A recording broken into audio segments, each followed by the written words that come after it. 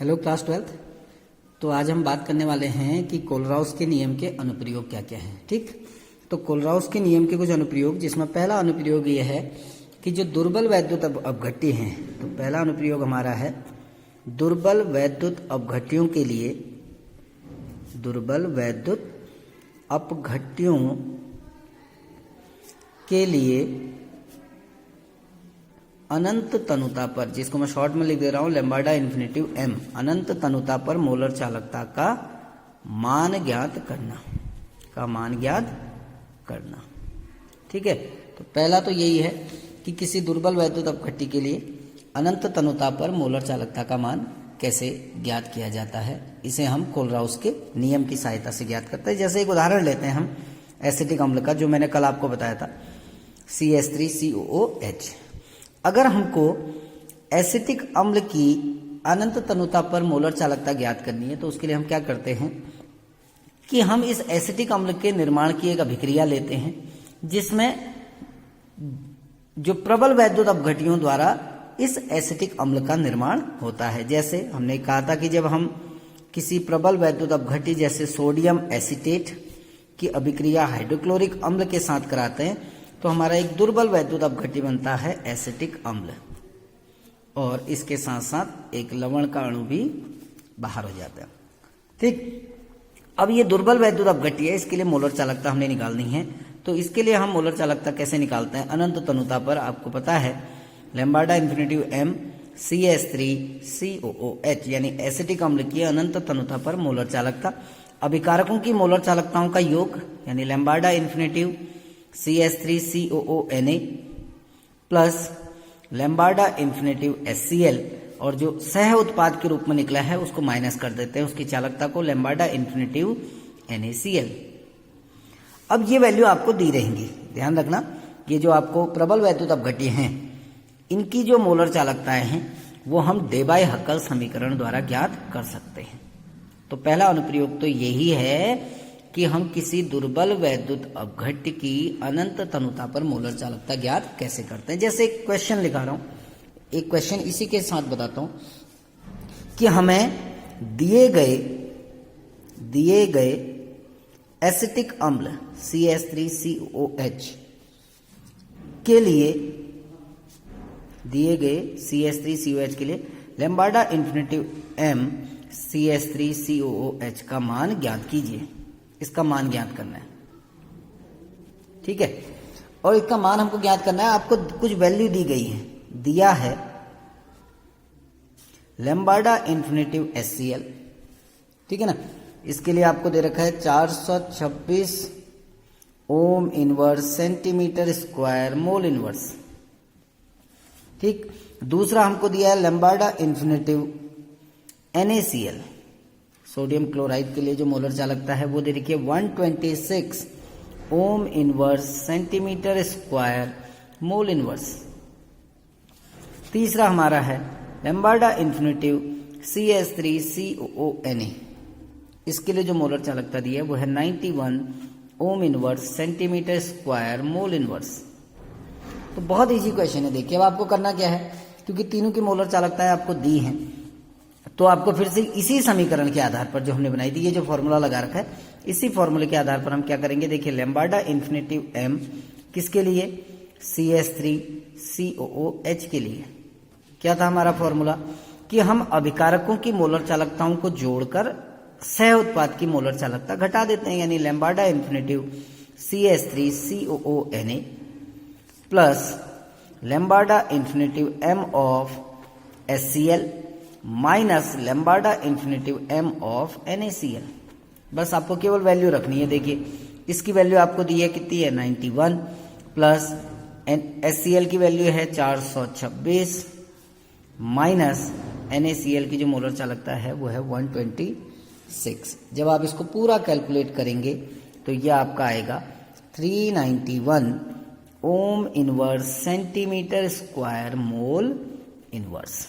तो यह आपका लैम्ब्डा इन्फिनिटिव m एसिटिक अम्ल के लिए है। तो किसी दुर्बल वैद्युत अपघट्य की जो मोलर चालकता है वो हम कोलराउस के नियम की सहायता से निकालते हैं, क्योंकि उसके लिए करते क्या है कि उस दुर्बल वैद्युत अपघट्य का निर्माण करते हैं, यानी एक अभिक्रिया लिखते हैं जिसमें किन्हीं प्रबल वैद्युत अपघट्यों द्वारा उस दुर्बल वैद्युत अपघट्य का निर्माण किया जाता है। यह अभिक्रिया आपको याद होनी चाहिए। ठीक, आगे आगे जैसे क्वेश्चन आएंगे वैसे वैसे आपको बताया जाएगा। ओके, अब दूसरा जो अनुप्रयोग है, हम अपना दूसरा अनुप्रयोग लिखते हैं, वो है कि दुर्बल वैद्युत अपघट्यों के लिए वियोजन की मात्रा की गणना, वियोजन की मात्रा की गणना करना।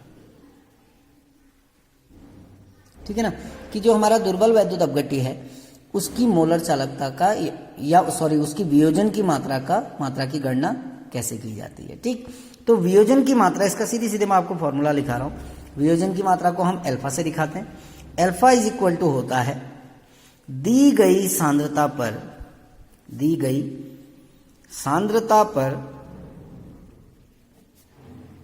मोलर चालकता, दी गई सांद्रता पर मोलर चालकता डिवाइडेड बाय अनंत तनुता पर मोलर चालकता, अनंत तनुता पर मोलर चालकता। अगर हम इसको अब फॉर्मूले के रूप में लिखें तो हम अल्फा इज इक्वल टू दी गई सांद्रता को हम कहते हैं लैम्बाडा CM डिवाइडेड बाय अनंत तनुता को कहते हैं लैम्बाडा इन्फिनिटिव M। यह आपकी वियोजन की मात्रा की गणना करने का सूत्र है। ठीक है ना, वियोजन स्थिरांक भी निकाल सकते हैं के अल्फा जो हमने कक्षा 11 में ओस्टवाल का जो डाइल्यूशन लॉ पढ़ा था उसके अकॉर्डिंग के अल्फा इज इक्वल टू क्या होता था वहां C alpha square upon 1 minus alpha. तो इससे हम के अल्फा का मान भी निकाल सकते हैं। C क्या है आपकी सांद्रता, ये आपको क्वेश्चन में दी होगी, अल्फा की वैल्यू यहां से निकल सकती है। ठीक, तो अभी हम आपको एक क्वेश्चन बताते हैं, उसी क्वेश्चन के अकॉर्डिंग। क्वेश्चन क्या है देखिए, क्वेश्चन है 298 केल्विन ताप पर 0.1 m एसिटिक अम्ल CH3COOH की विशिष्ट चालकता 0.00163 ओम इनवर्स सेंटीमीटर इनवर्स है। ठीक, यदि इसकी अनंत तनुता पर मोलर चालकता, अनंत तनुता पर मोलर चालकता 390.7 ohm inverse centimetre square mole inverse हो, तो वियोजन की मात्रा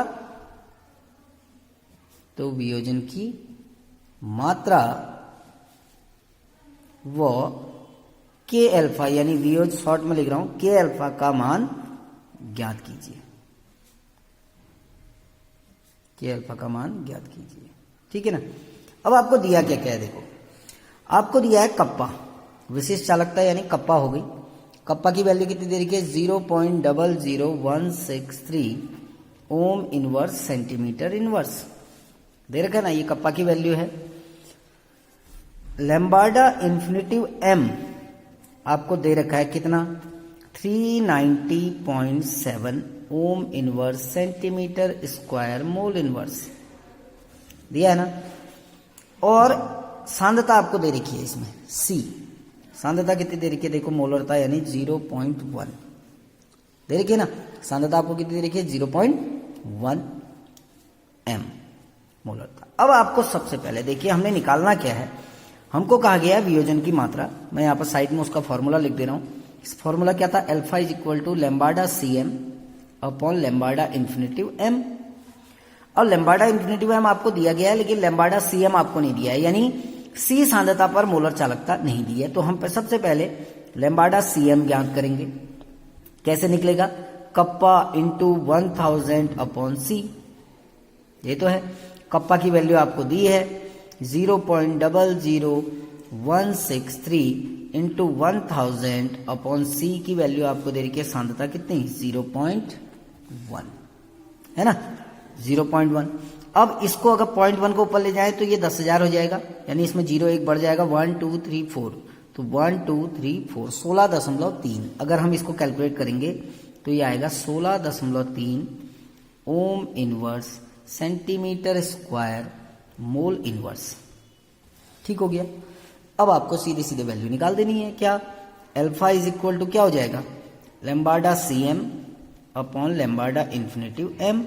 लैम्बाडा CM की वैल्यू अभी हमने ज्ञात की है, कितनी है, 16.3, और लैम्बाडा इन्फिनेटिव M आपको दिया है 390.7 दिया है ना। तो जब आप इसको कैलकुलेट करोगे ये आएगा 0.0417। अब हमें K अल्फा का मान निकालना है, वियोजन स्थिरांक का। तो क्या होता है, C alpha square upon 1 minus alpha, है ना। अब देखो अल्फा की वैल्यू आपको मिल गई है, अभी अल्फा की वैल्यू कितनी है 0.0417, और C आपको दिया है 0.1 दिया है ना, C तो आपको दिया है 0.1। अब 0.1 किस में दिया है, मोल में। इसको हम मोल प्रति लीटर में बदलते हैं, मोल प्रति लीटर में बदलेंगे तो क्या हो जाएगा 0.1 अपॉन प्रति लीटर, यानी ये हो जाएगा 1000 हो जाएगा ना। या इसको हम क्या लिख सकते हैं 0.1 अपॉन 10⁻3, है ना। 10⁻3 को ऊपर ले जाएंगे तो ये हो जाएगा 0.1 इंटू 10⁻−3, या इसको हम लिख सकते हैं 1 इंटू 10⁻⁻4। तो हमारा C कितना आ गया, ये मोल प्रति लीटर में आ गया है। वो तो मोलरता में दिया था, मोलरता को मोल प्रति लीटर में जब हम कन्वर्ट करेंगे तो पर लीटर के अकॉर्डिंग उसको 1000 से हमने डिवाइड कर दिया। ठीक, अब ये सारी वैल्यू हम यहां रख देते हैं। देखिए K alpha is equal to, C की वैल्यू कितनी है 10⁻⁻4, अल्फा की वैल्यू अभी निकाली है हमने 0.0417 का स्क्वायर अपॉन 1 माइनस 0.0417। अब ये 1 के सापेक्ष बहुत कम है तो इसको हम नेग्लिजिबल या इसको 1 मान सकते हैं। नीचे की वैल्यू को हम अप्रॉक्स कितनी मान सकते हैं, 1 मान सकते हैं, क्योंकि बहुत छोटी है ना। तो हम क्या कर सकते हैं 10⁻⁻4 इंटू 0.0417 का स्क्वायर। जब इसको आप कैलकुलेट करोगे 1.74 इंटू 10⁻⁻7, ये आपकी वैल्यू आ जाएगी। तो हम K अल्फा का मान भी निकाल सकते हैं, और जो आपका अल्फा है वियोजन की मात्रा, उसकी वैल्यू भी कैलकुलेट कर सकते हैं। तो ये था कोलराउस्की नियम के अनुप्रयोग। Thank you.